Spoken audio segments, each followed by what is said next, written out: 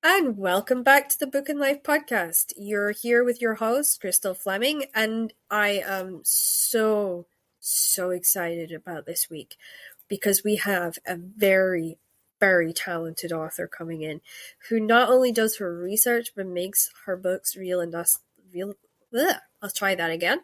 Realistic enough that I just get swept into the idea, and I'm dying to read these, but my TBR is too big, so I can't wait to share them with you and have her tell you all about them.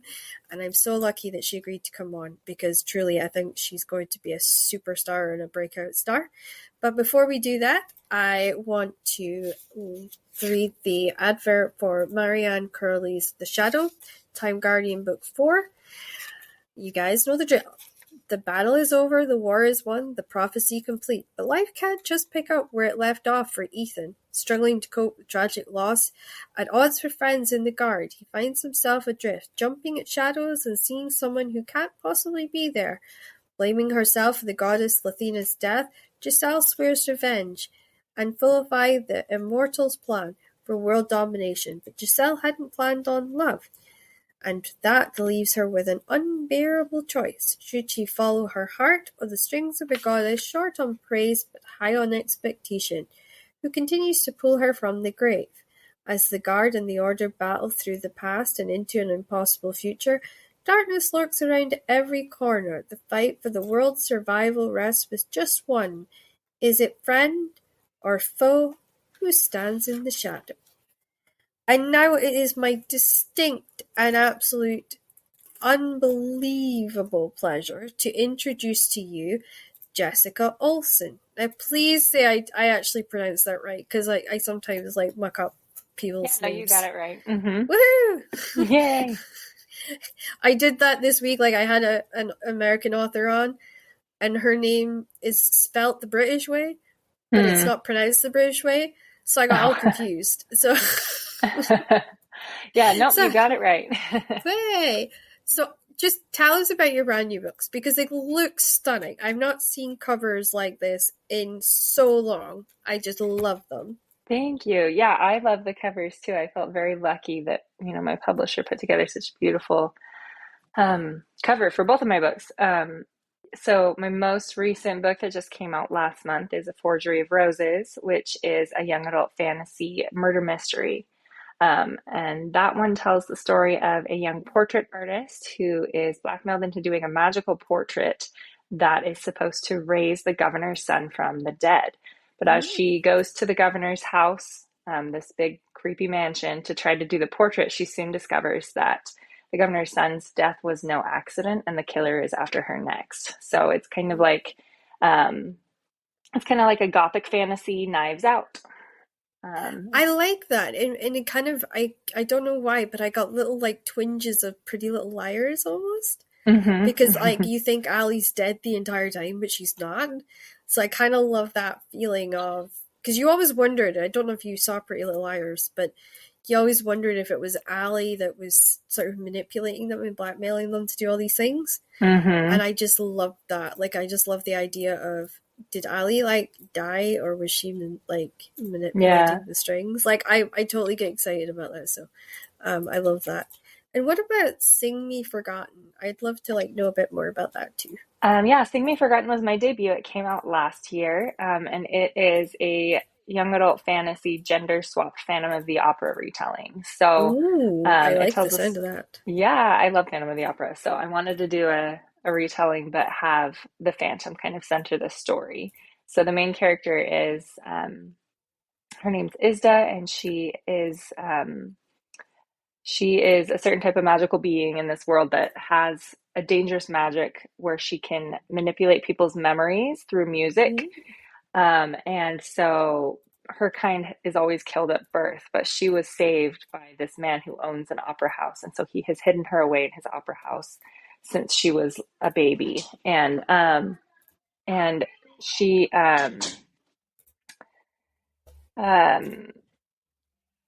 so she's hidden away in this opera house her whole life, and she one day hears this tenor singing, and in his memories, because she can see people's memories when they sing, in his memories she sees glimpses of a girl like her, but living free and out in the open. And she Yeah.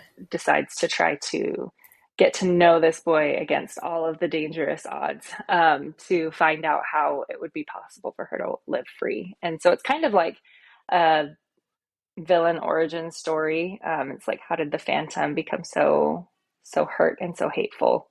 Yeah. Um, so yeah, I love that's the my sound of debut. that. Yeah. Yeah, thanks. And I love like the idea of that because when I saw your books, I was like, these are like my best friend's novels, like the that she'll love. Like, because her taste was always like she loved Phantom of the Opera and she loved all these other things. I never I was always like lagging behind her in a way. And she Mm-hmm. was very much a Monty Python fan and she loved all these musicals and Disney songs and like that was her whole life. So like it's almost like having her but in a book in a Mm-hmm. way. That's what how it Oh. reminds me of. And I even said that to her. I'm like, I'm gonna totally get you both for Christmas. And she's like, oh yeah, that would be awesome. And because like she works at Optical Express. That's like her whole thing is she does like glasses and stuff. And she got me my glasses. And I always see now she's kind of made me look like some creepy murder mystery writer for some reason. I think so. Like it'll be a good Christmas present for her because she'll find she would just love both those books. And I must admit, it probably will get me more into it. Like Sing Me Forgotten is very much like something I could really love and enjoy because Mm-hmm. I'm super into YA, and I think it's like been my Achilles heel for so long. I love YA, and like everyone gives me stick about it because like I'm Mm-hmm. 33 and then like Mm-hmm. my parents are like, why are you still reading young adult? And I'm like, because I like young adult, like, Yeah, you I know. honestly think that I think I read a statistic recently that said that like 75% of people who read YA are actually adults. So Yeah, I think it's actually more adults read YA than actual teens. and I think a lot of But teenagers do sneak the adult ones, hmm you know, like yeah. because I laughed because I was standing in a bookshop and I literally saw this teenage girl trying to appear older than she was because she was wanting to buy A Court of Thorn and Roses, and of course that's an adult book. Hmm. And I think she got away with it. And I was kind of like, Hmm. wait, how does that guy not know that she's not over 16? Like, I had to stop him and say, you do realize the girl you just sold that book to is not of age? And he's like, no. And then he just sort of ran out the store, but it was too late. So, yeah, I think it's weird because as children, I think we didn't really like care almost Hmm. like we wanted to read the books because they looked interesting or they sounded interesting. And I Hmm. think back then there wasn't really any of these parental like control over certain books, Hmm. and I love that because I think as children we edit what we read anyway, and if it's Hmm. not interesting we put it down. Hmm. um if only we could keep that going into adulthood, because I know there's been some books I picked up and I've read and then I'm like, why did I read that? And just sort of random thoughts, you know. But no, I love your books. I'm so excited just to have yours out and to be able to experience them. Well, thank you. I hope you enjoy them. I will. And is there one coming out, like another one coming out that you're working on that I'm you're currently excited working about? on one now, but it hasn't been announced yet or anything, so it's not. It's kind of like a Okay. secret project right now. So, Oh, awesome! Because this but will there be will be more. out the first week of September. So, um, yeah. So it's kind of So exciting. maybe there will be something to announce later. Yeah. Yeah, that would be awesome. So, well, let's talk about being a reader for a minute. Because, Okay. like, all of us as authors are readers, and, you Mm-hmm. know, we have a slight addiction to books, which is why we all have public libraries technically in our house. Uh-huh. So, what's the book you've read most recently that stuck with you the most that you just can't quite get out your head? Oh, let's see. I recently read All of Us Villains. I don't know if you've heard of that one. It's written by Amanda Foody and Oh, Christine Lynn yeah. Herman. Yeah, and it Yeah. came out in the fall. And it was basically like a magical Hunger Games, but with like villainous characters. It was See, just I like totally, that. Yeah. totally up my alley. I love morally gray characters and villainous characters. And so I really enjoyed that one a lot more than I even expected to. So I'm really excited. I know that the second one, All of Our Demise, comes out this upcoming fall. So I'm looking forward to that one. So do you think you'll reread the first one to get ready for the second one? I'd like to say that I would, but I probably won't have enough time to do a reread. But Yeah, I know that feeling. yeah, but I definitely want to read the sequel. I really enjoyed it. So if you had time, like time was infinite, like what author would you sit and just like read and enjoy? Or is there like a series? Because you can have an author in a series, or you can have like a series Hmm. and an author. Like, do you know what I mean? You don't have to make them both together. Like, you can have an author and a series that you can sit and read for like infinite amount of time. Who would it be and why? Um, well, my favorite author, I get asked often who my favorite author is. My favorite author is V.E. Schwab. Yes, of And course. I love her books. They're the only books that I really like reread very like at all when it's not required for like research or something. Yeah, So yeah, I would probably just do a full reread of my favorite of her everything. books. Yeah, Yeah, I yeah. love Darker Shade of Magic. I'm super excited for the new trilogy she's working on for Darker Shade of Magic. I'd reread Addie LaRue a whole bunch of times. Yeah, I'm actually looking forward to getting the trilogy of the like the new trilogy for the Darker Shade of Mm-hmm. Magic, because my Yeah. partner, he loved it, and Mm-hmm. I think he would just he kind of didn't want it to end, and I think Mm-hmm. it would be good to have this spin-off for him to sort of enjoy and read. Yeah. Yep, that's me 'Cause too. I loved the original trilogy, so I'm excited for more. because he also read Red Moon Rising, and I couldn't get into it. Like, I tried super hard, but he read it and he just like devoured the entire series. Mm. So like, I'm kind of hoping there'll be a spin-off from that he can kind of get into Mm-hmm. that he would enjoy. I think that would be Yeah. awesome. Is there an author, past and present, who influenced, inspired you both for reading and for writing, that you would say, like, you would recommend for people to try, or maybe? Yeah, well, I mean, Victoria Schwab has definitely influenced my writing because I love the way that she writes, and so I would love to, um, Yeah. be able to write kind of like her someday, the kind of characters and the worlds that she does. I also really enjoyed the Stalking Jack the Ripper series by Carrie Oh, I Maniscalco. love that series. Yeah. Yeah, and that definitely, like that vibe definitely influenced how I wrote Forgery of Roses, which is Yeah. often compared to Stalking Jack the Ripper, but with magic. Um, That's an so awesome way of, that's a little kind of feather in your cap, I think, because that series it was amazing. was a fun series. I enjoyed that one a lot. And then I think I I'm influenced by a lot of different authors. I just read a lot and Yeah. widely in YA, especially, but also in adult. Um, and so there are things I think I learn and pick up from every book I read. I read a romance and I pick up ways to, incorporate banter or, Yeah. slow burn or whatever in my romantic subplots. And then I read a thriller, and I learn things about pacing and about how to create an ominous mood and things like that. And so I think that there are influences from a lot of different authors, but yeah. I think reading and exploring is really important because it Mhm. helps to broaden your mind, not only as a reader but as a writer. And I think both are highly important if you want to kind of really dig into writing and understand like how different books are put together and how certain things work for certain books. And do you know what I mean? It's a very much like a balancing act, I think, in Hmm. a way. And by reading lots of different genres, you kind of learn that as you go. Hmm. Yeah, I think some new authors make the mistake of just reading only in their genre, and you have so Yeah, much to learn by reading outside of the genre that you write. And it like exactly. inspires new ideas because I was writing fantasy, but if I only read fantasy, I never would have come up with the idea for Forgery of Roses because the idea for Forgery of Roses came from me wanting to write a fantasy, but I've been obsessed with murder mystery thrillers for the Yeah, last I'm the couple same. years. And so Yeah. I was like, I want to write a murder mystery thriller, but what if I make it magic? So I kind of like mashed up the two genres. And I would never have thought to do that if I Yeah. hadn't been reading murder mysteries. So if there was an author you could sit and talk to for an infinite amount of time, who would it be and why? Oh, that's a hard one.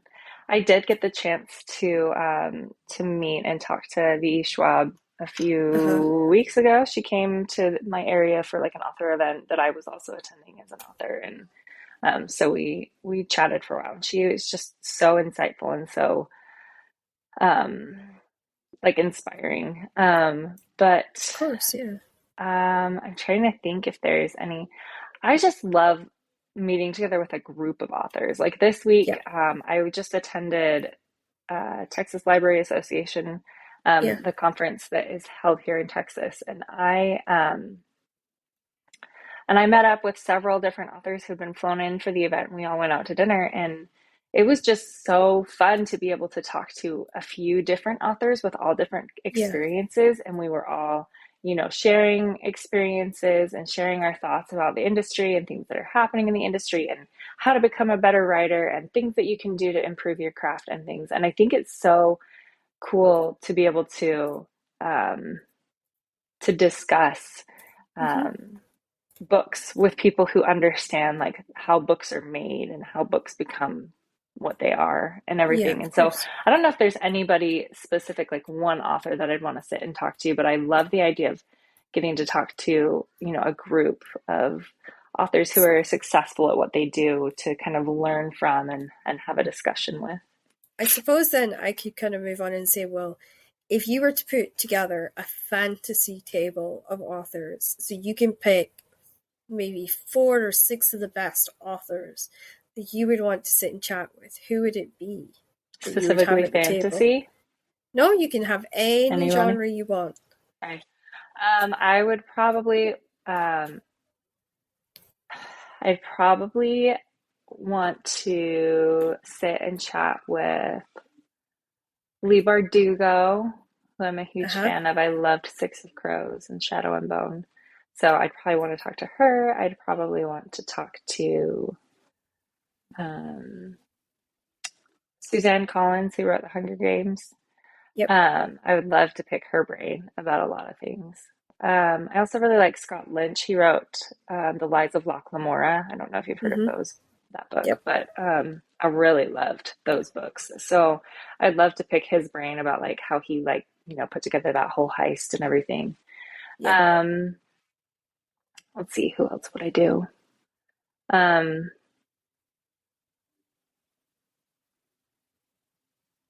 yeah, I mean, I'd probably want to invite V.E. Schwab. Just, I mean, I haven't met her, but I would love to hear more Of about course, her yeah. her process and her journey. She's just really inspiring to me. It's tough when you put together a fantasy table because it's like, oh, the choices, Yeah, it could be anyone.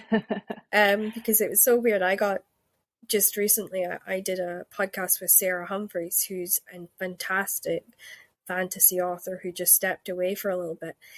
And she's like, Crystal, we have to do a panel.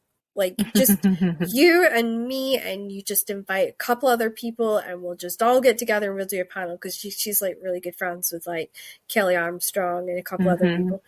And I was just like, wow, I feel like such a misfit at that table because I've only indie published. I've never like done mainstream, and these guys have all done mainstream. And I was just like, oh, the view that I would take in would be completely different to theirs. And it was just like that. She's like, yeah, that's why we need a panel with like you and like these other people on it. And I'm like, okay, like I'm up for that, but it's kind of weird, but okay.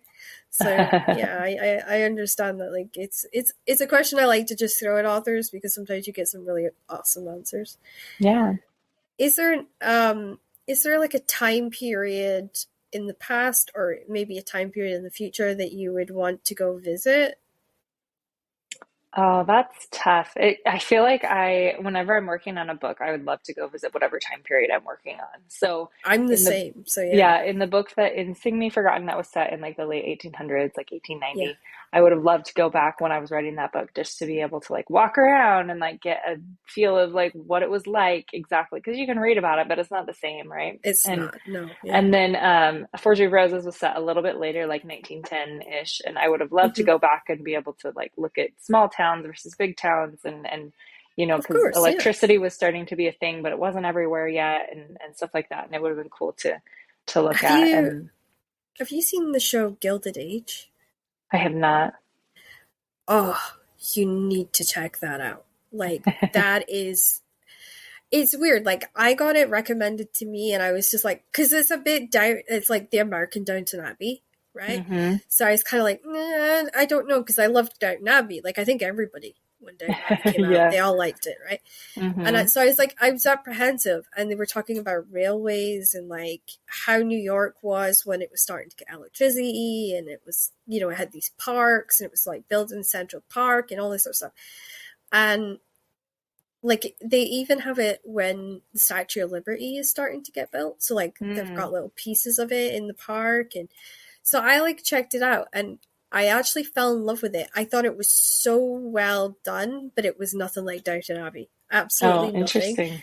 So yeah, I'd highly recommend it. I know it's like weird because like it's a TV show recommendation, not a book recommendation, but I genuinely really loved it.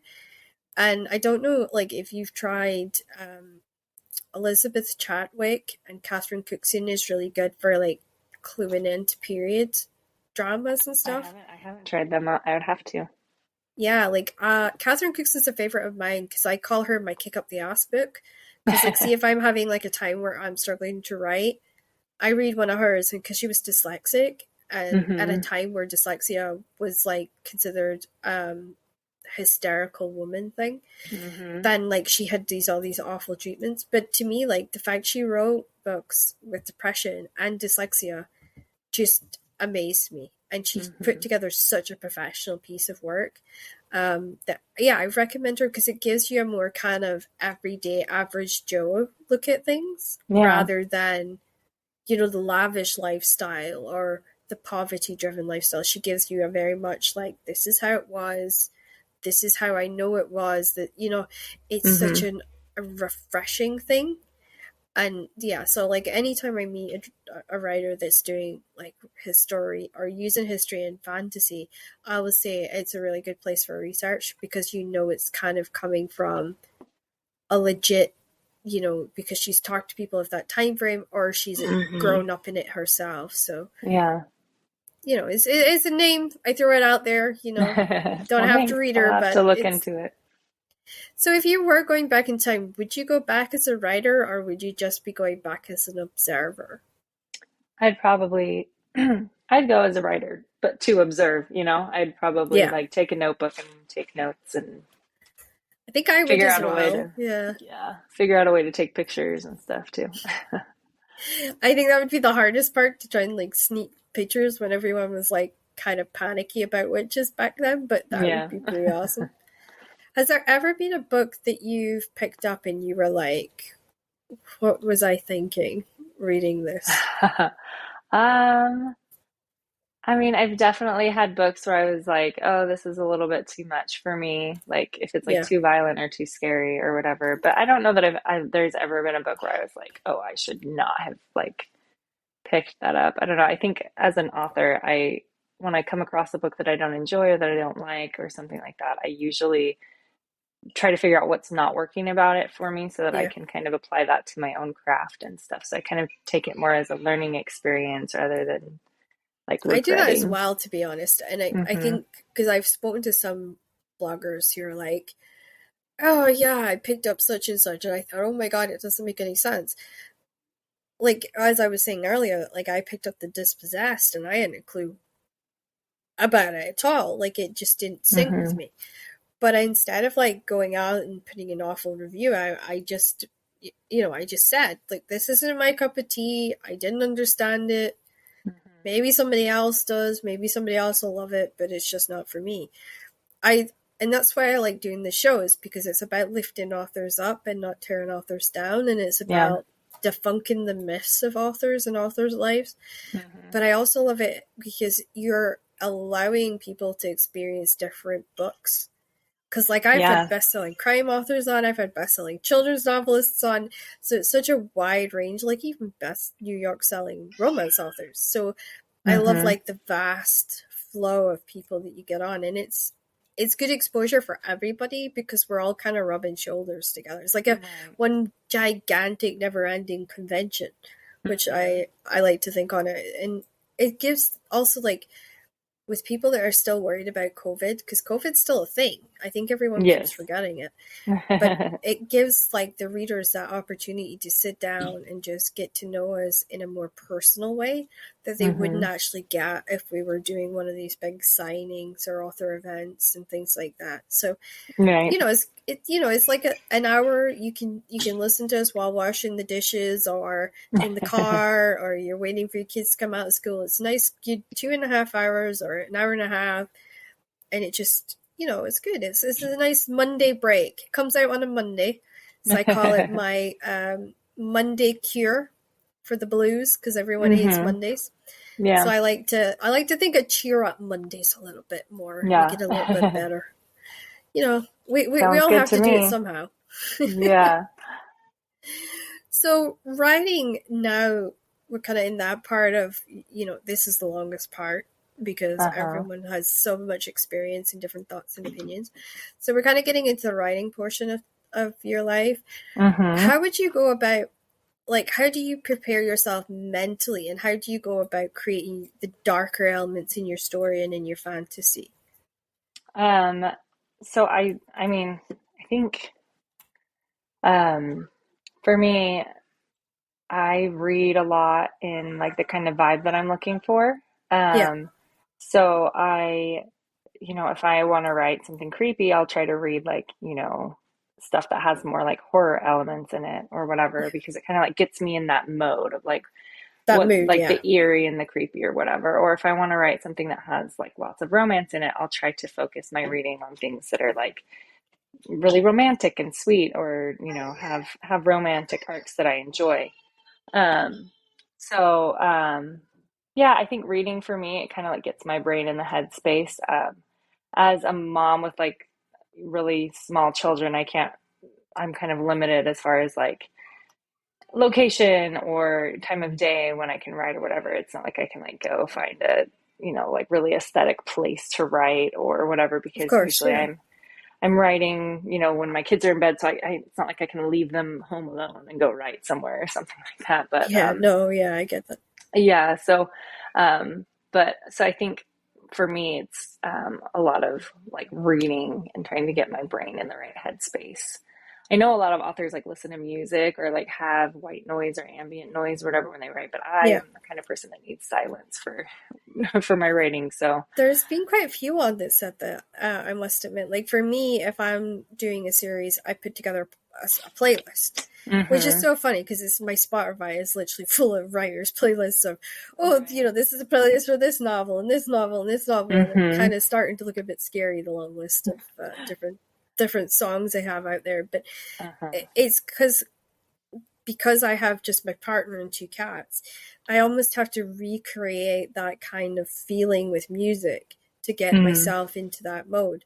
And I can't write in quiet because I've gotten so used to trying to fall asleep with silence Oh that yeah, I start to fall you get asleep. And then I'm sleepy. like, yeah. And then I'm like, oh no, I'm going to fall asleep on my keyboard again. I need to like have the music almost as a way to keep me awake so I Yeah, can get it interesting. down on paper. Yeah. But no, Yeah. I get where you're coming from with that, and Hmm. it's not easy. And I respect you so much for being able to do that with two small children. It cannot be easy. Yeah, I actually have four. I have four kids. Wow. Okay, the Yeah. respect level has just gone like through the ceiling to the skies Uh, now. I That love is my amazing. kids, but I don't know if I can super recommend trying to juggle a career with that many kids. It's a lot. Well, But see, it's so funny you say that because I'm actually going to be trying this year for my first, and I'm just like, congratulations. yeah, and I'm terrified because write novels and I write screenplays and I podcast, and I'm just like, Hmm. my husband was to work, and I'm like, oh my god, am I going to be like dependent on my mother-in-law to be like, here, I need you to take the kid for like 4 hours because I need to finish this edits or do this novel or Hmm. something, and then actually I'll end up doing housework for 4 hours because it's the only Yeah. time I get. So yeah, I am really kind of interested in how this whole juggling act's going to go. And like, I know when they're really infant sized, I can write while they're sleeping. So Mm-hmm. I'm not too worried about that. Is when they start walking, talking, and crawling, and they start repeating the things that mom says, I won't Mm-hmm. be able to read my novel out loud anymore. So Mm-hmm. that's going to be a whole other level of challenge that I think will be interesting. And then also hiding the books once they're old enough to read that mom has written The is going to be the other other great challenge. tactic. Yeah. Yeah. So I really, I mean, I'm just blown away. I have one friend, she's got 6 kids, Oh, wow. and I'm just like amazed. Her house runs on a schedule. It's like an Yeah, army operation. She I'm really is. sure. And she's a single mom too. Oh So my I just goodness. can't imagine like how she does it. And then I've got another friend of mine, she's got quads. Wow. And I'm like, how do you do it? Like they're all like, they're all at school now, but I remember going to her house and it just looking like a bomb had gone off Yeah, my because house all looks like that all the time. yeah, like I literally walked in and she had like a diaper over one shoulder, blanket over the other. There was like a diaper hanging off a lampshade, and I'm like, what the hell happened in here? And she's like explosions that you can't even believe. And I was like, Yeah. okay, that's enough information. I'm here to help. It's fine. And I used to go over, and she actually had a twin sister who also had quads. So there was like 8 Oh, wow. infants in the house and only 2 adults. And I'm like, that's so much noise. Like 8 kids outnumbers 2 adults. That's a little unfair kind of way. But Mm-hmm. those 2 girls, like they managed it, and I am so in awe of them completely. Like, Yeah. yeah, yeah, it's Yep. crazy. So, what inspires you to pick fantasy for your writing? To add your voice into that genre and into that writing scene. Um, I think for me, just because I love magic, I think magic is so fun to play with and do things with. Yeah. I I didn't start out in fantasy. Like the first stuff that I wrote that's not published and will never be published was like Oh, contemporary never say romance. never. Oh, I will say never. They were not good. Um, but it was like contemporary romance, like YA contemporary romance kind of stuff. And but that was We just need because I more hadn't of that. So, yeah, like, but I hadn't read any fantasy yet. And when I started reading fantasy, I was just like, whoa, like this is so cool. It's like, magic and so yep, I still enjoy contemporary romance, but I think writing, like I'm just like really dramatic. And then with fantasy, I feel like you can be really dramatic with like the you eerie can get away with so atmosphere much. and Yeah. like your limits are just and You're there are limitless. no Yeah. limits, like you Yeah. can just do anything that sounds cool and it's really fun. I really enjoy that. I really love putting together magic systems. I really enjoy playing with like scenery and atmosphere and stuff. It's just really fun. Yeah, I love that too. And I just actually used a phrase from a wrestling friend of mine, so I'm going to have to quickly do an apology. I'm sorry, Keith Lee. I did not mean to steal your catchphrase. Because, like, his catchphrase is, I'm limitless. Mm, And it's so weird because I used to say that all the time. Like, I'm like, with romance and with like fantasy, you're limitless. And then hmm. I'm like, oh crap, I can't say that anymore because he says it on TV all the time. And I'm like, thank you for the handcuffs. Hmm. Gotta love people. So when you create a book, is it a movie in your head or is it a jigsaw puzzle that you need to put together? Um, I think it depends on the book. Certainly with A Forgery of Rosa, since it was a mystery, it was a lot more of a puzzle because I had to make sure that Yeah, I was putting in the clues in the right spots and that the clues were leading to the right place. of course. Yeah, Um, so I think when I'm writing a mystery kind of plot, it is a lot more like a puzzle. Whereas like with Sing Me Forgotten, it wasn't a mystery. It was more like her journey as a character, like how yeah, she kind of spiraled into villainy. And so yeah. Of course, that one was a lot more like I was along for the ride, and it was kind of like a a movie. movie. Yeah. Yeah, So. yeah. No, that makes total sense. And like, I love like how different everyone's perspective is on just that one question. So it's kind of Hmm. awesome. Which character has stayed with you the most or the longest in your journey so far? That I have written. Yeah. Um, well, I mean, there will always be something really special about Isda, the main character, Seeing Me Forgotten, just because that was my debut. And she just came from so many like personal experiences in my life and things that I have felt and like, Yeah, of um, course. and so I think that there will always be a special place in my heart for her. And then also there's a character in A Forgery of Roses, Lucy. She's the main character's little sister, and she, lives with chronic illness, and she is brilliant, and she is sweet, and she is funny, and she's just one of those characters that like I just wish I could meet in real life, Yeah. and I wish that she were a real person so I could meet her and spend time with her. I just find her power and her kindness and her tenacity really inspiring. And so, I love yeah, that you did that. I love that you took a character with a long-term health illness and you put that in your story. As yeah, somebody like I grew up with like arthritis. I still have it. It hmm, doesn't go away.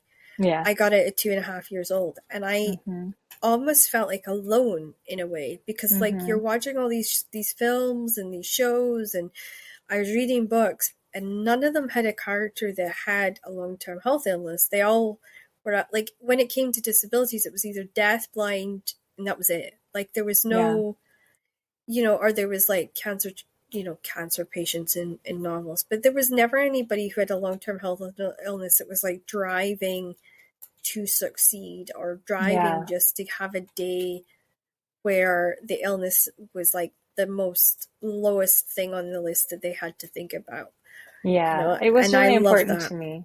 Yeah, it was really important to me as I was writing the book too.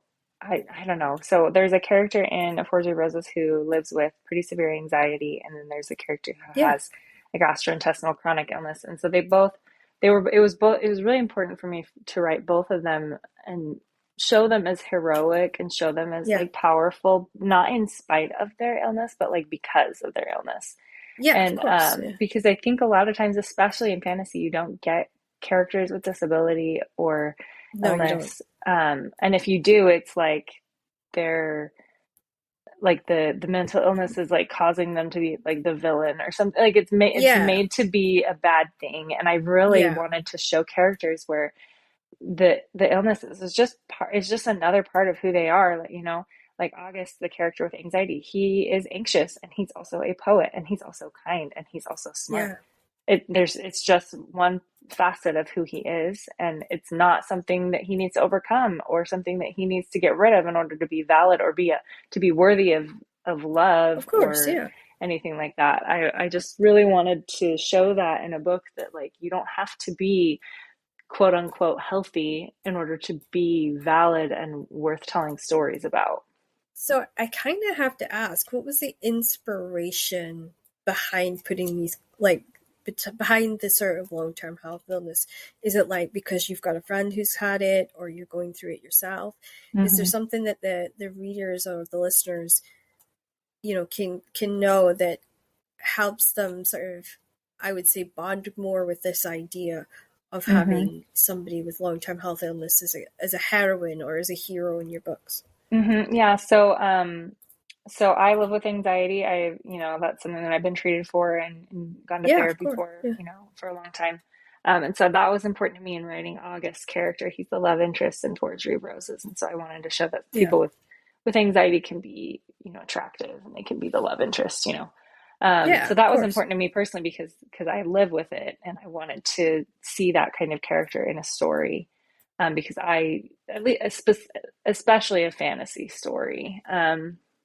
Yeah, And because then there's with, just nothing like that.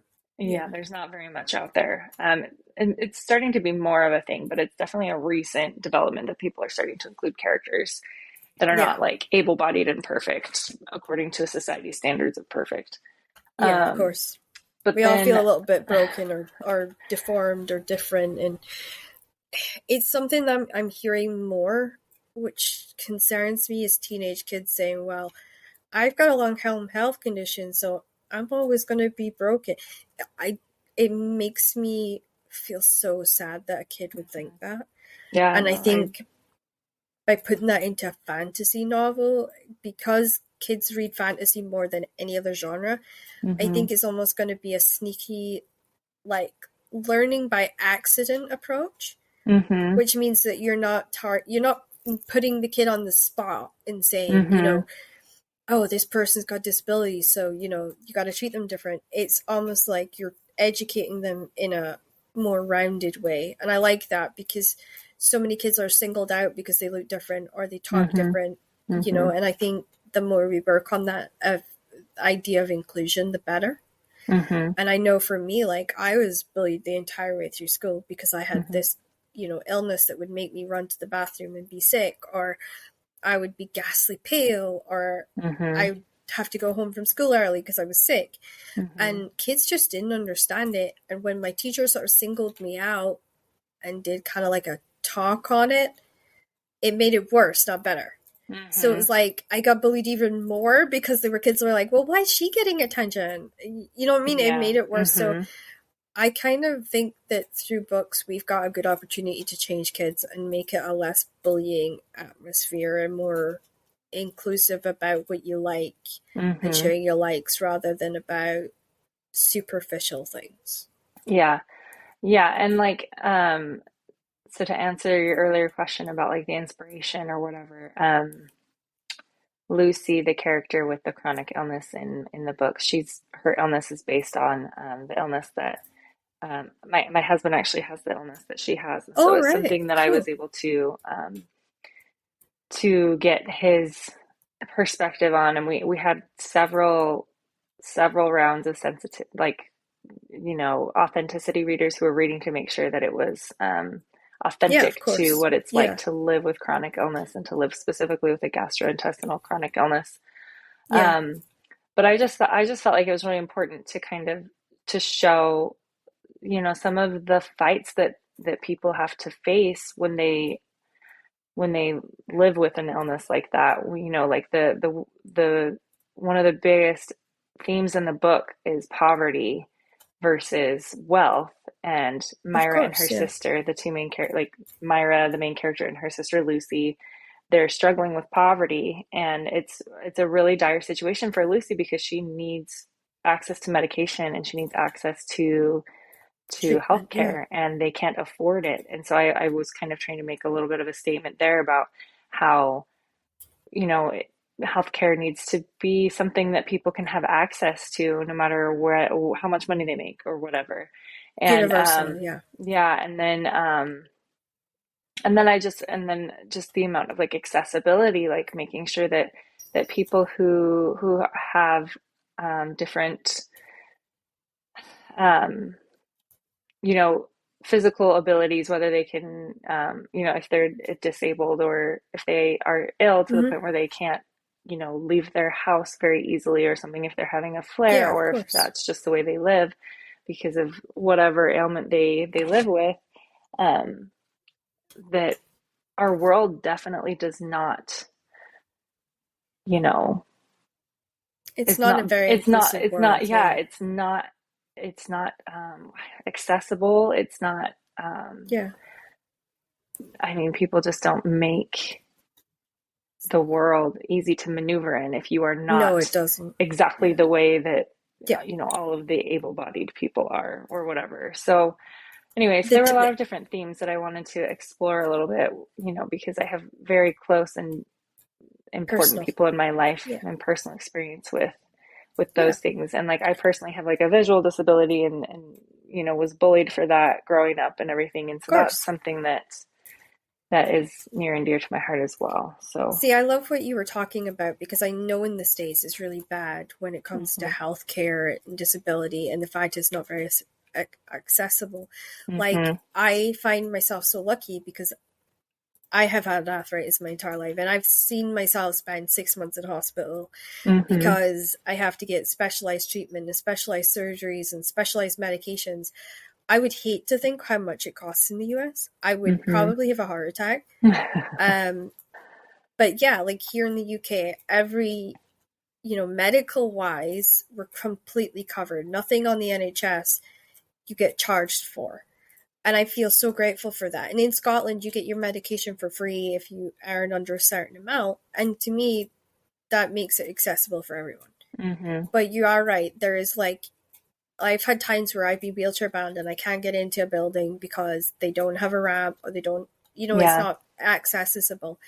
And I think even though here it's law now for all buildings to have disability access, it's still taking time for that to be implemented. Mm-hmm. And I'm so grateful to see the change and see Mm-hmm. like how as a society we're having a different opinion on everything. But I still think we're slightly lagging behind where we should be. Yeah, And for sure. COVID was a great wake up and a reminder of that, because I went from being considered a normal person to then being high risk. And it was like a huge change because, okay, now I'm locked in my house. I actually got that scared. I wouldn't go in the garden in case somebody drove by that had it or walked by, Mm-hmm. because it wasn't like very clear information I was getting. Mm-hmm. And it, yeah, it opened my eyes a lot. Did you find that COVID had that kind of impact for you, that it maybe changed the way that you looked at things and the way you did things? Well, I know that I certainly was a lot more worried about, it just for me personally, because I have loved ones and close family who are Yeah, immunocompromised. It yeah. was it was scary because it was like it seems like people don't care about the Mm-hmm. people who are immunocompromised, like as if they don't matter, but they totally do matter. Like they're people's husbands and Yeah. their daughters and their, siblings and best friends and teachers. Like they're Mm-hmm. they're the people I mean, so many people in our world have, different, Yeah. health situations, and you can't tell by looking at someone. There's No. so many things that are invisible to the eye, and Mm-hmm. it's just, I don't know. I think that COVID has definitely, I don't Educated us know, a little bit more. hopefully some of us anyway. I like to think that it's educated people, because I'm immunocompromised, and I didn't like. I know this sounds awful, but I always used to make a joke and say, I can't get, I can't get sepsis. What's sepsis? Huh. Hmm. And then I got it, and I was like, oh, okay, then this is a legit thing, and I should have been paying more attention. Why did I not pay more attention? I'm an idiot. Yeah. Um, I was so worried about COVID, I totally forgot about, being a high risk for sepsis, and understanding that, that's a thing, and you can't just like pretend it's not there, because it isn't Yeah. there. And like, I felt like COVID kind of educated me on that, but it also educated me on, you can't keep, like, I was pushing my body super hard, and I Hmm. learned I can't do that. I need to be more understanding of what my limitations are, and Right. understanding of, like, my partner is my full-time carer, and I feel bad for him because, it's hard. It was really hard on him, because it was like I wasn't going out with friends, and I wasn't going anywhere but hospitals, and it was hard because he couldn't come in and see me in hospital because of the rules. And it Yeah. had such a huge impact on us. And I actually spent my birthday last year on my own in the ward, and the nurses felt so bad for me. They brought in a birthday cake, which I couldn't Aw. eat because I had like the I had screws and wires to keep my jaw together. And I was just like, that's sad because I want to eat my birthday cake, and you've left it Hmm. sitting in front of me, and I can't even smoosh it up and eat it because I can't open my mouth. Oh, I'm sorry. So it did suck a little bit, but it made me stronger.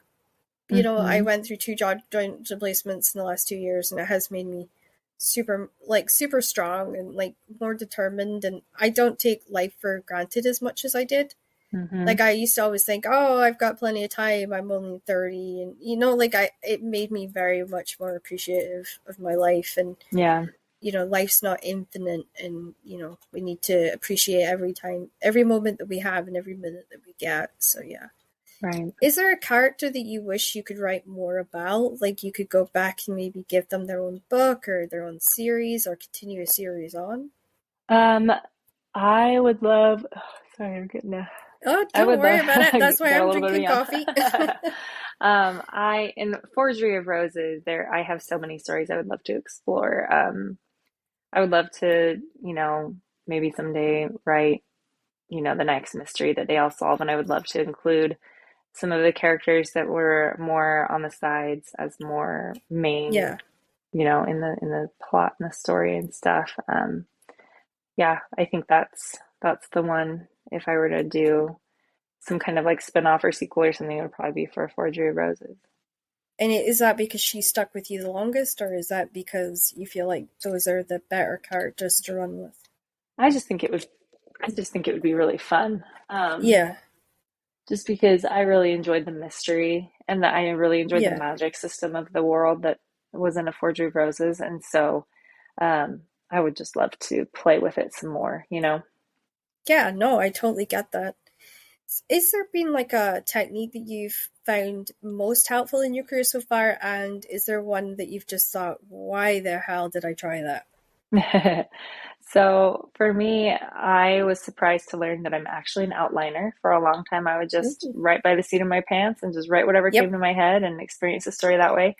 And I learned that for me personally, I never wanted to write an outline because it felt like a drag. It felt like it took the fun out of it. It felt like homework.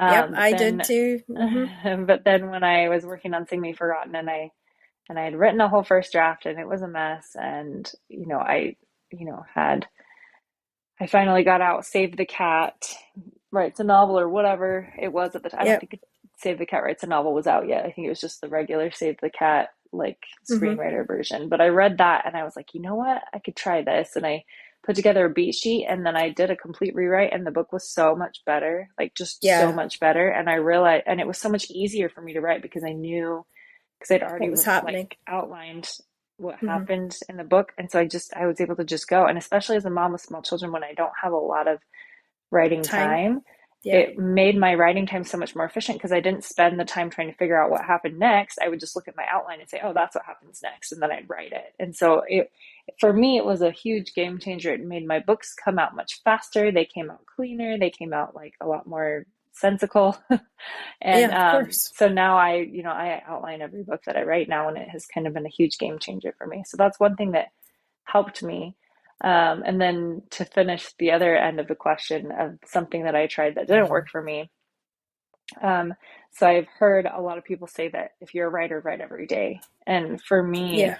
that ended up just making me feel really, really, really stressed. And it made me feel like a Hmm. failure because for me, Yep. it's just not possible to write every day when, especially, there's just different times in our lives. And like, there have been times when I have really hard pregnancies and it gets really to Of the point course. where Yeah. I can't do much more than function, and Yeah. writing was just out of the question. Or when I have a new baby and I'm not sleeping at night, because I'm Of up with the course. baby all night long. And Yeah. so there have been times in my life where I felt so guilty that I wasn't writing. And now I have kind of come to the terms with the fact that like there are phases in your life that are for writing and there are phases in your life that are for not writing. Like Exactly. No, it I and get it it. I get it. and Yeah.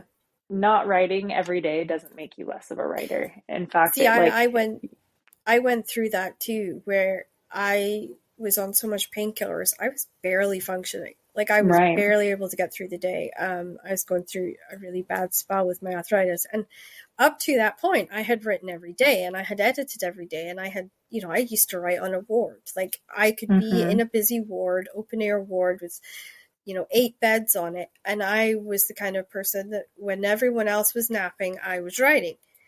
And then I got that guilt too, where I wasn't able to. I was physically falling asleep at random. I was awfully sick, and then I just wasn't able to keep up, and I wasn't able to do it, and the guilt just totally ate me up. And Mm-hmm. it was my husband sat me down and he's like, "What are you doing? Like, you're feeling guilty about not keeping the house, and you're feeling guilty about this, and you're feeling guilty about that." He's like, "Seriously, you have no reason to feel guilty. You've come through hell, and guess what? You're still standing here. Like, be proud Mm-hmm. of that. Be proud of yourself." And Yep. it was such a relief to get that feeling of off my chest. Like, because I deal with anxiety, I have PTSD, and I have Mm-hmm. a depression with seasonal depression. So, like, Mm-hmm. because I don't get enough sun. And he's like, you deal with all that, you deal with arthritis, and then you deal with the gastric issue. He's like, you're sometimes superwoman, but you don't give yourself enough credit for that. And I adore that he sort of took me aside and took away that guilt and that shame and just sort of made writing feel like fun again, like it Right. was when I first started. And, you know, I think we all go through that. I think it's a phase that all writers go through where we feel like we're letting down the readers or we're letting down the fans. So Yeah. it's good. It's really good. And I'm so happy to hear that you've gone through that and you've come out the other side. And Yeah. I mean, I definitely do still feel guilty when I'm, I look at other people and they're accomplishing so much more, or, so and so wrote this many words today and I didn't write any or whatever. But I think it's just really important to recognize that we're on our own journey and nobody's journey is of going to look like course, anybody else's it's not a journey. race. And Yeah. yeah. I think it's So amazing that you have 4 young kids. You are stunning and you have an amazing voice. That is what you should be proud of. Like, you've already achieved it. Like, if you were to climb to the mountaintop, you're already there. Like, oh, you're at thank you. what everybody should be aspiring to in that regard, because you've followed your own dreams. It's obvious that that was your dreams and you've done it. And you're not only just doing that, but you're taking care of your husband too. And that just shows just how utterly amazing the self dedication you have to it and to your partner. So you've Thank got you. a lot to feel proud of, and it's amazing to have you on the show. I'm so Oh, grateful. thank you so much. So moving into your life, now this is where we get to know you as Jessica and not Jessica Mm-hmm. the author. Mm-hmm. What's the first thing you do when you want to de-stress from editing and writing? Um, Take a nap? No. Oh, I know Um, that feeling. I love that one. Took a nap. I wish I I could love, nap though. yeah, I have a hard time napping too. I wish that, or for me, I guess the thing that I do is I'll go like just watch crappy TV or like, no, it doesn't even have to be crappy TV. Just like I'll find something on Netflix or something. And I really like getting into a show where like I just like get to where I Sucked just like in. love a Yeah. character and I'm just like can't wait to find out what happens next to them or if those two people get together or whatever. And Is so I it think like that's, the when you say crappy TV, are you mean like crappy reality shows, or are you meaning like Riverdale kind of stuff? well, I just mean like the type of stuff that just feels like I'm not learning anything from it. I'm not like it's not like I'm Yeah, watching like, highbrow like stuff. Like I'm just watching fun TV that doesn't just require entertainment. energy. Yeah, Yeah, is just yeah. entertainment. So and I think Have you checked out Sunset, Selling Sunset yet? I have not. Oh, you have to. You want to talk about just lose yourself in a series? That is Hmm. it. You go through such a roller coaster with the characters, and the characters, Hmm. okay, yeah, it's reality TV, so some of it's staged, but Yeah. to me it's like it was so easy because my way of distressing is I get my sewing or cross stitch or whatever I'm doing. Hmm. I turn that on, I sit back and I just sew and I just listen to it, and it's just funny. A lot of the drama is just hilarious to me, but there is some stunning houses in it. Like, you just Mm. can almost get lost in this whole fantasy world that they sell. Hmm. And I just think it's great. And there's not many shows that you can just turn on and just get lost in. Like, Yeah. I'll watch Bridgerton and get lost in Bridgerton, Hmm. or like there's a number of shows, but I kind of get lost in wrestling a lot, and I think that's Hmm. because I have a lot of friends that wrestle.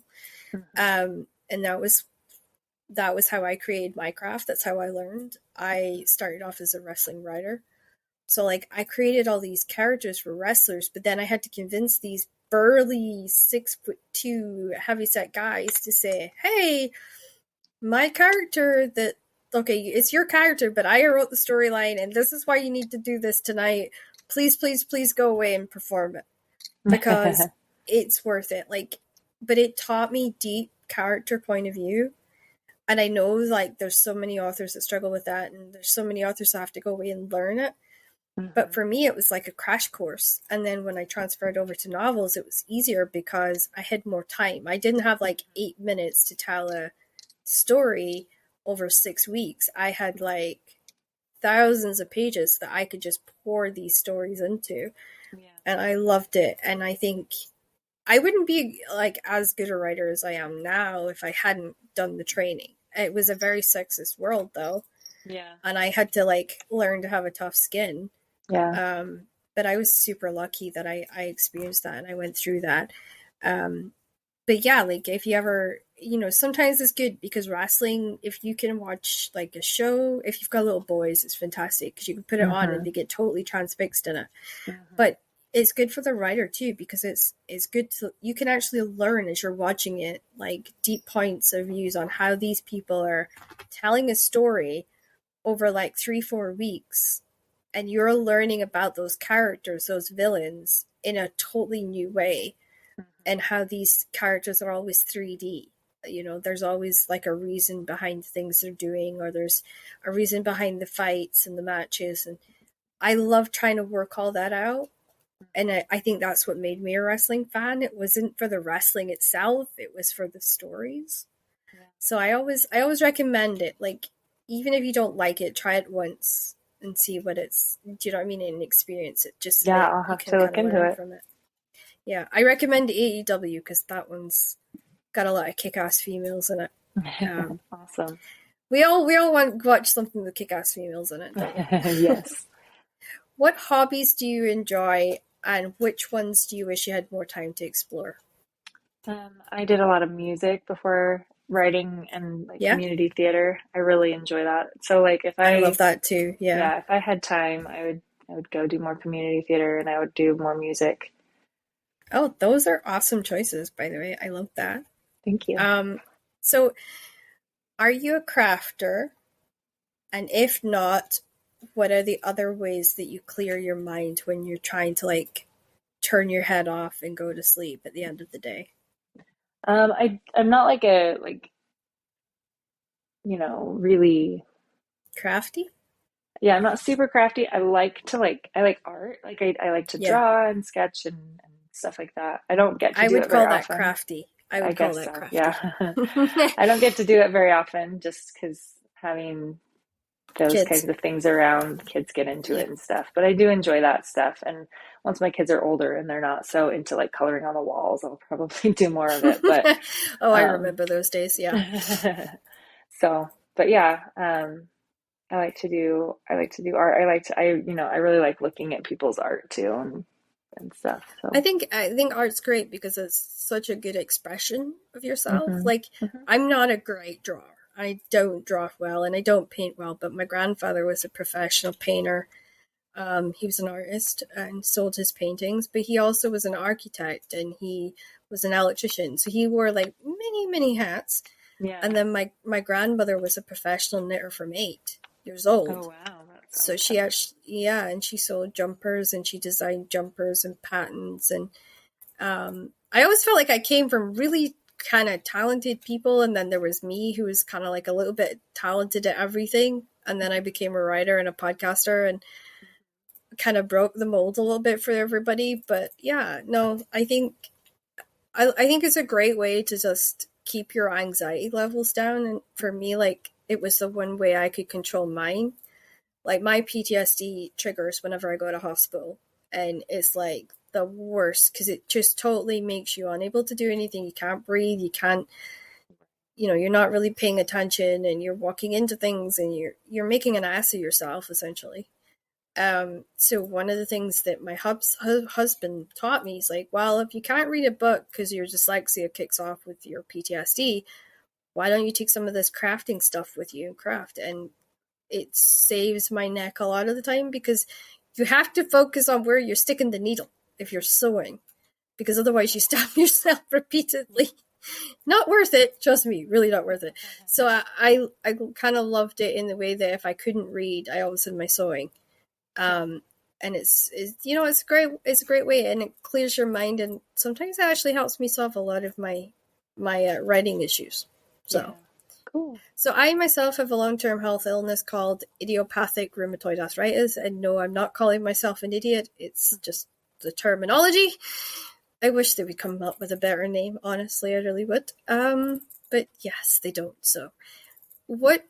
So that makes me slow down and appreciate the day and smell the roses and spend time with family. What is the thing that makes you sort of slow down and appreciate the day and smell the roses? I think having little children that appreciate like the magic of a Nature. stick, you know? It's like, Yeah. I found a stick, Mom, and it can be like a magic wand and a sword, and like they just have such imagination, and like being surrounded by kids all the time. It does Yeah. make things quite hectic, but it also does make you pause and enjoy like the beautiful things and like the little I moments, love that. especially, Yeah. yeah, especially when they're, because they're so young for such a short amount of time. Like it feels like Hmm. forever, but also like, the newborn phase goes by so fast. And so, especially with my last baby, he's like 9 months now, but when he was a newborn, um, I knew he was likely to be my last baby. And so I just like had to pause and just like hold him and Hold know that them. like, Yeah. just like Yeah. force myself to stay in the moment because I knew that I wasn't going to get another moment like this. Yeah, exactly. And so I think for me, having kids just helps me to take a step back and be like, this is a memory that I will cherish for the rest of my life, and I want to make sure I'm present in it or whatever. Yeah, exactly. Yeah. No, I love that. And memories is super important, especially when we're going through like the rougher times. Hmm. So favorite place to curl up during the day? Is it like the garden, a cafe, reader's nook, library? Where do I you just go just read? I like to just like curl up on the couch with a big comfy blankie and I'm like the just, same. That's so cool. yeah, I like to stay home because I like to be in like my comfy pants and Yep. I don't want to have to like put on jeans or something, and I There's like to, nothing worse. There yeah. really isn't anything worse. No. Especially now that we've lived through the pandemic, I'm like, "Ugh, pants are the worst." Like I just want to wear sweats for the rest of my life. Or But summer dresses, and then you uh-huh. realize your legs are cold, and then you haven't shaved Yeah. your knees for like a week. And yeah, Yeah. no, I'm Yeah. over it. I like the pandemic clothes where it's casual lounge, I think they call it now. Mm-hmm. And they're so soft and fuzzy, and you don't get cold and you don't get uncomfortable, and everything's stretchy. And yeah, no, I'm with Yeah. you there. Mm-hmm. Totally with you there. I literally bought like so many pajamas like during the pandemic because my pajamas were getting used so much that they shrunk. So Mm. yeah, I totally love that. And so, like I'm looking very smart today because I'm podcasting, but that's the only time I put on a jumper and a t-shirt. Otherwise I'm like Yeah. and I had my in-laws here today. So I'm like in pajamas and I'm comfy and they're fluffy and they're quilted, and yeah, no, Yeah. I'm with you. I love that. I love that. So now we're on to the word game, which Okay. is a lot of fun. So we're going to are we doing word association with books, or are we doing just word association? Let's just do general word association. My brain's feeling a little Sounds good. fried. Oh no, don't worry. I've been editing today. If you cannot tell by this sort of drained face, I don't like editing because dyslexia makes it like 3 times harder almost I'm than it should sure. be. And Hmm. you get like 15 pages in and then you're like, somebody just shoot me because this is awful. Yeah. So I hate it. I hate editing. I wish I could just like send my stuff to an editor and I only have to do it once. Yeah. But I don't. I have to like, because I have a freelance editor for all my stuff, and I have to Hmm. send it there, and then it has to go to the publishing house, and then I have to go through it with the publishing house. So Yeah. it's like, oh, just want to do it once, just once. Hmm. Okay, so your first word is chocolate. Uh, Peanut butter. Okay, that I was not expecting that one. I love chocolate and peanut butter together, like as a combo. Ah, okay. Yeah. Caramel. Um, Emmerich. He's the main character, or the main love interest in Sing Me Forgotten, and he makes caramels. So, Oh, I like that. I like yeah. that. Do you know what Butterfingers are? Yes, I do. Oh, thank goodness. There's like, I've done this with one other person and I did like a kind of sweetie theme with them too. They had no idea what Butterfingers was. And I was just like, oh, how do you explain this? Like, I'm trying to explain it on the podcast. I totally think I screwed it up, but yeah, I'm Yeah. so grateful. So, what do you think when you think Butterfingers? I think of Halloween, getting them out of my candy bag when I was little. I like that. What about custard creams? Do you know what those are? Um, I don't think It, so. Is that something it's that a is in the British, UK? yeah, it's a British biscuit. Essentially, it's like a plain kind of biscuit with like a custard That sounds filling, delicious. and then there's like another plain biscuit on the bottom, so it looks like a little mini sandwich, and you dip it in your tea usually, Oh, it and it sounds makes it go all delicious. soggy. Yeah, they're amazing. It's the first biscuit I got when I visited Ian's mom for the first time, and I met her for the Hmm. first time. And I didn't want to tell her I hated custard creams. Oh no. So I ate it, and then like for like 3 or 4 Christmases, I got custard creams every year, and then I had to tell her. It was like because I couldn't like keep stashing them in a cupboard, and I'm like, all this YouTube on because I don't like custard creams, so I felt so That's so guilty. But funny. I always think of that when I do that. So what do you think when you hear it now that you kind of know a little bit more about it? Oh, I don't know. It sounds like something that you'd eat like on the afternoon outside. So I feel like I'd think of like a picnic or like a afternoon like in the kitchen looking out the window at the sun or something like Ooh, that. I love that. Okay, what about cheesecake? Oh, I love cheesecake. That just makes me think of anniversaries. I feel like that's a thing that like me and my husband always get cheesecake whenever there's a special occasion. So I think I'd think of like Ooh, I like anniversaries. that. Hmm. That's a good tradition. Yes, I love Cookies. cheesecake. Cookies, I think of cookie dough.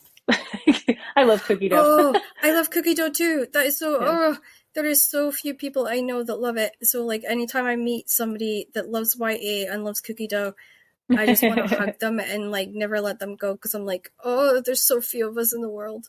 Yeah. So you're kind of like you're overtaking all my favorite authors right now, just with these answers. Hooray! Okay, what about swirls? Have you ever Oh, heard of like venison swirls? They're like these tiny, cute little biscuits that look like swirls. I have not heard of those. Is that another British thing? A European actually. European? It's one to Google because they're super awesome I will biscuits and have kids to. love them. Mm-hmm. And you can make them, and they take like a quarter of the time cookies do to make. Mm. So yeah, I always think of like posh tea almost when I hear them. Mm, yeah, I that don't makes know if sense. you would agree with that. Sure, yeah. That sounds like it Yeah, would be, well, yeah. it's good to let you see mine. Cinnamon. Cinnamon. Ooh, I think of snickerdoodles. Have you heard of snickerdoodle cookies? Oh yeah, I have. I have. Yeah. And it's part of the reason I want to visit Texas just for snickerdoodles. They're I super know it good. sounds weird, but growing up, like I grew up in a Viking culture, but I Mm-hmm. grew up and I was the girl that wanted a Dodge Ram pickup truck. I wanted to have a shotgun that I could keep in the top of my truck, and I loved horse Mm-hmm. riding, and I rode a lot of horses, and I wear a lot of cowboy boots. And I'm Mm-hmm. like, I think I was born in the wrong country and probably in the wrong state because like Yeah. everyone around me is all wearing like these brand new designer fashions, and I'm walking in with like jeans. I was too small for Levi jeans. I was too skinny for Levi jeans, but I had these like jeans, and then I'd have cowboy boots on, and then I'd always have like some sort of funky band t-shirt, like country and Mm-hmm. western t-shirt, and then like a weird jumper over the top. Mm-hmm. And everyone was like, "Oh my God, you're so Americanized." I'm like, "No, I want to be from Texas." Like I was like Texas proud when I was That's like funny. 8.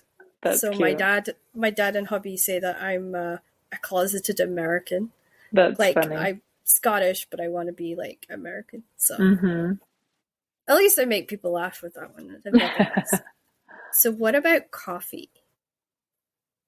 I think of really early mornings.